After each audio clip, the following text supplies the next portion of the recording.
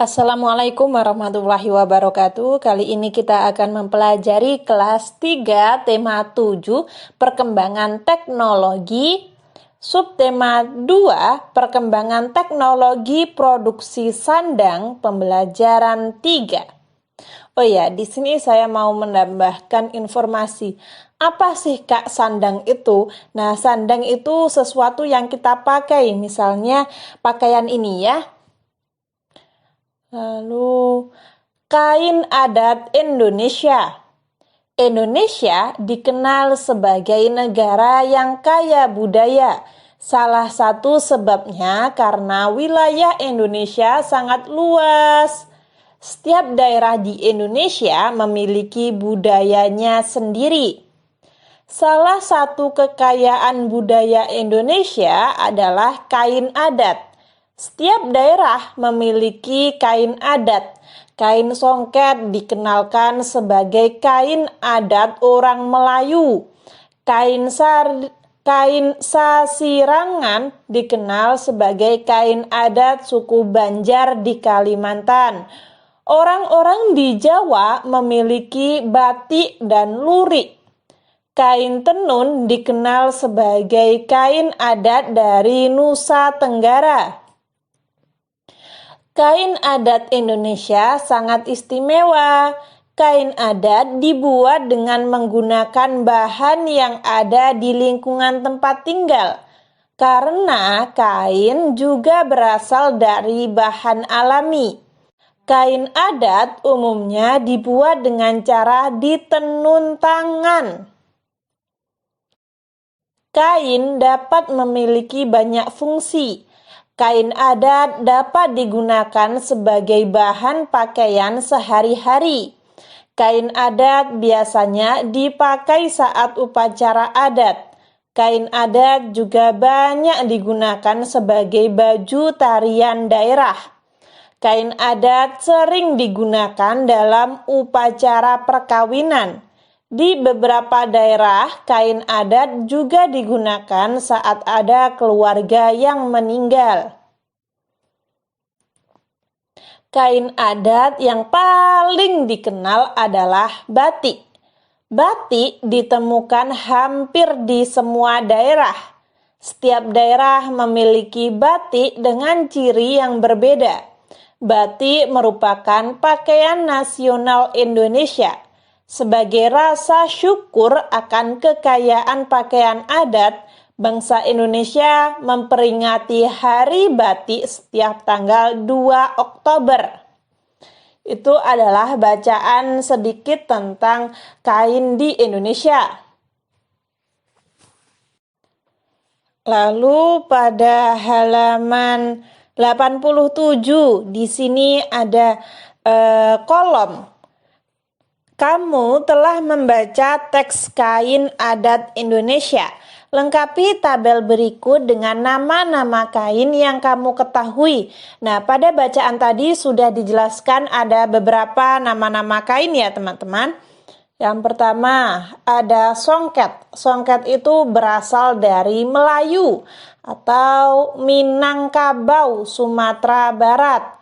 Sasaringan. Oh ya teman-teman, di sini kalian bisa tulis Melayu atau Minang Sumatera Barat ya. Lalu setelah itu ada sasirangan. Sasirangan itu dari Banjar, Kalimantan Selatan. Lalu ada batik dan lurik, itu berasal dari Jawa. Nah, tepatnya Solo, Jawa Tengah. Kalau batik itu Solo, Jawa Tengah ya. Lalu ada kain tenun ikat, itu dari Nusa Tenggara. Dan yang terakhir ada ulos dari Sumatera Utara. Pelajari kembali teks kain adat Indonesia. Amati kalimat pertama dari setiap paragraf. Tuliskan informasi yang kamu dapat dari setiap kalimat pertama. Nah, tampilannya akan saya rubah agar tulisannya lebih jelas. Seperti ini. Nah, tadi pada bacaan tadi ada 5 paragraf ya teman-teman. Kita mendapat tugas untuk mengamati kalimat pertama dalam setiap paragraf. Oh iya teman-teman, di sini saya mau menambahkan bahwa setiap paragraf itu mempunyai ide pokok masing-masing. Nah, ide pokok atau gagasan pokok atau inti dari suatu masalah dalam satu paragraf itu biasanya ada di paling depan ataupun di akhir sendiri ya. Nah, dalam bacaan ini inti dari paragrafnya, inti dari pokok-pokok informasinya ada di awal sendiri ya, di awal kalimat. Sedangkan yang tidak saya garis bawahi ini adalah penjabarannya atau kalimat pendukungnya.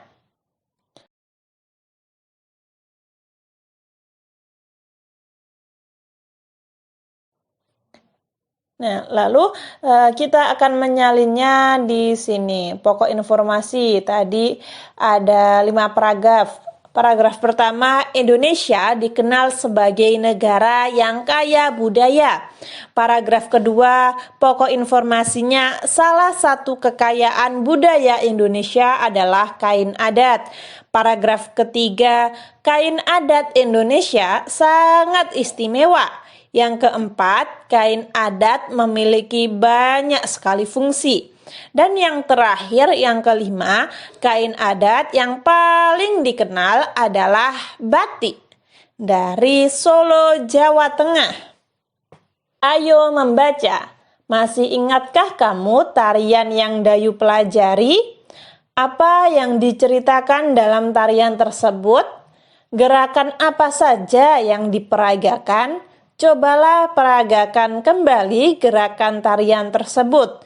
Tambahkan dengan gerakan sesuai keinginanmu.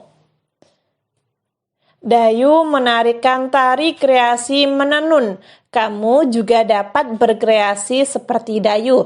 Nah, pada pembelajaran sebelumnya kita sudah mempelajari gerak-gerak menenun ya. Kalian bisa lihat sendiri dan kalian praktekkan kembali. Setelah itu, motif kain adat Indonesia sangat beragam. Ada motif bunga, hewan, dan bentuk bangun datar.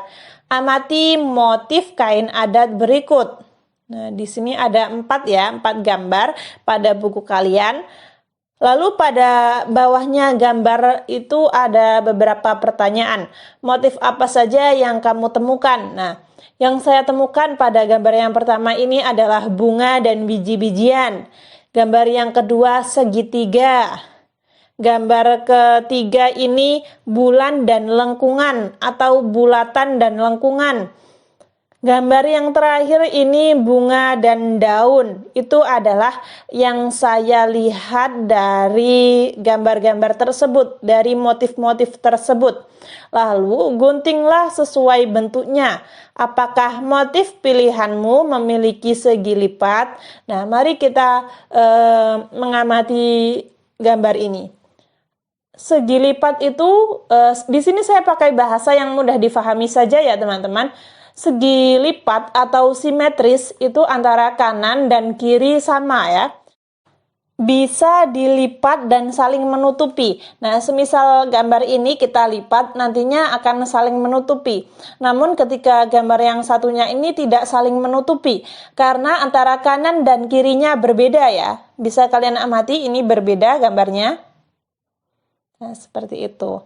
Ini simetris dan ini tidak simetris. Setelah itu,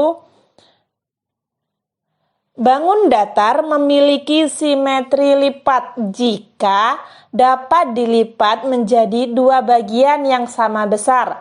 Lipatan saling menutupi dengan tepat, memiliki sumbu simetri. Nah, sumbu simetri itu yang tengah ini loh teman-teman. Bekas dari lipatan, nah itulah sumbu simetri. Setelah itu, gambarlah beberapa bentuk bangun datar yang kamu ketahui. Lalu, guntinglah gambaranmu mengikuti bentuk. Berlatihlah mencari banyaknya simetri lipat. Misalnya, persegi. Persegi itu memiliki 4 simetri lipat. Lalu ada oval. Oval itu memiliki 2 simetri lipat. Lalu ada segitiga sama sisi. Itu memiliki 3 simetri lipat. Nah, Segitiga tersebut dapat kalian lipat dari kanan ke kiri. Dari sini, dari kiri ke kanan ataupun lain sebagainya ya. Setelah itu, di sini ada persegi panjang. Persegi panjang itu memiliki dua simetri lipat. Dari kanan ke kiri kalian lipat atau dari bawah ke atas. Setelah itu ada layang-layang. Layang-layang memiliki satu simetri lipat. Hanya bisa kalian lipat dari atas ke bawah. Nah, seperti itu ya teman-teman. Kesimpulan, tadi kita sudah belajar apa saja teman-teman? Yang pertama, mengisi tabel tentang jenis hasil produksi sandang sesuai teks. Yang kedua, menyebutkan macam gerak tari. Dan yang terakhir, mengidentifikasi simetri lipat. Ketika teman-teman ada saran, masih kurang paham, atau mungkin saya salah ketik, salah pengucapan, kalian bisa tulis di komentar agar saya bisa memperbaikinya. Semoga bermanfaat. Wassalamualaikum warahmatullahi wabarakatuh.